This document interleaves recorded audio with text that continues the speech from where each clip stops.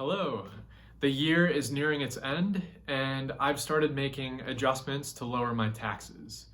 This year, I've been contributing to my 401k. I'm going to put into a traditional IRA, and also I'm making contributions to an HSA. But on top of that, I'm also sitting on some nice gains in the stock market. So today, I'm going to be reviewing those positions and determining if I should lock in those gains. But before we do that, I'd really appreciate it if you just tap that like button down below, as well as subscribe to my channel. I haven't made many new buys, and I'll list them on the screen. Almost 2 months ago, I bought shares of Altria, which I'm up close to 24%, and that's beaten the S&P return over the same time frame. S&P only returned 4.2%. Another position that I bought close to a year ago was AT&T. I'm up 43.5%. That's including dividends, and that's just under doubled the S&P's return. And an investment just over a year ago in Facebook, and I'm sitting on a 34.4% return, which is about actually more than doubled the S&P 500 return. Now, to determine if I should sell any of these three positions, I look at three important questions. Here's the most important question when it comes to selling. Have the company fundamentals or valuations changed enough to warrant a sell? I did a write-up with my initial thesis on investing in each of these companies, and I'll include a link to each of those in the description below.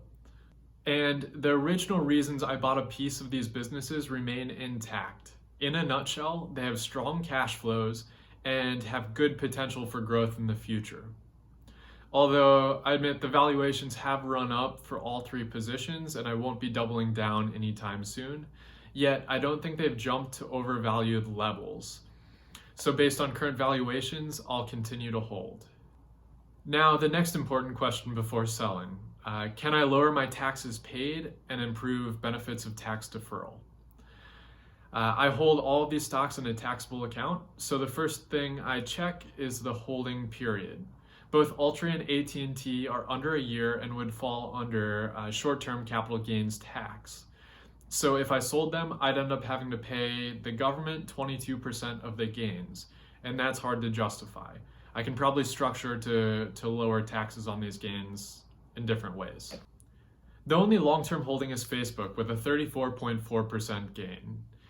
Now, if I sold this position, I'd have to pay Uncle Sam 15% of my gains. That's long-term capital gains tax rate based on my bracket. But paying 15% is also hard to justify.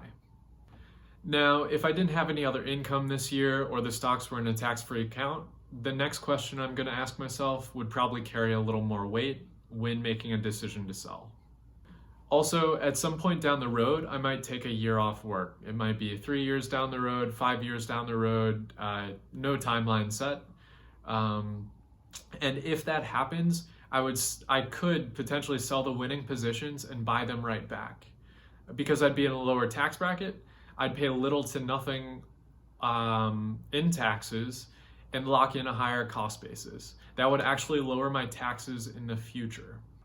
Now, if you're familiar with tax law and trading, you might be thinking about the wash sale rule. It's useful to know, but it doesn't apply to pushing gains forward. You should look into this rule if you're considering locking in capital losses, creating a tax shield, and then making the same investment again. These little tax decisions can save thousands of dollars here and there. And over the long run, your retirement portfolio can end up saving over $100,000 plus. So it's worth considering tax consequences on any investment decision. Now, one last important question to ask myself before selling stocks: is there a better buying opportunity? For example, if I sold my stake in Facebook, can I put the proceeds elsewhere with a higher probability of return? Personally, I haven't found any better buying opportunities, and this makes sense after a 10-year bull market. As well as the Fed pushing interest rates down, investors have bid up asset prices across the board with so much cheap debt sloshing around. Unless a much better opportunity comes knocking on my door, I'll continue to hold shares of Altria, AT&T, and Facebook. And now, I'm not the only investor struggling to find better opportunities. Warren Buffett is holding over $120 billion in cash. We're both twiddling our thumbs for now, but we know patience is a virtue, and patience pays. Overall, I don't plan on making any new investments or selling my existing stocks this year. I'm sure there will be setbacks with each of the positions, but I'm in it for the long haul. If you have any questions, I'd love it if you'd leave them below. I'd really appreciate it too if you just tap that like button down below, and you can subscribe. I plan to continue to put out more of my research, and as I make portfolio moves, I will keep you updated.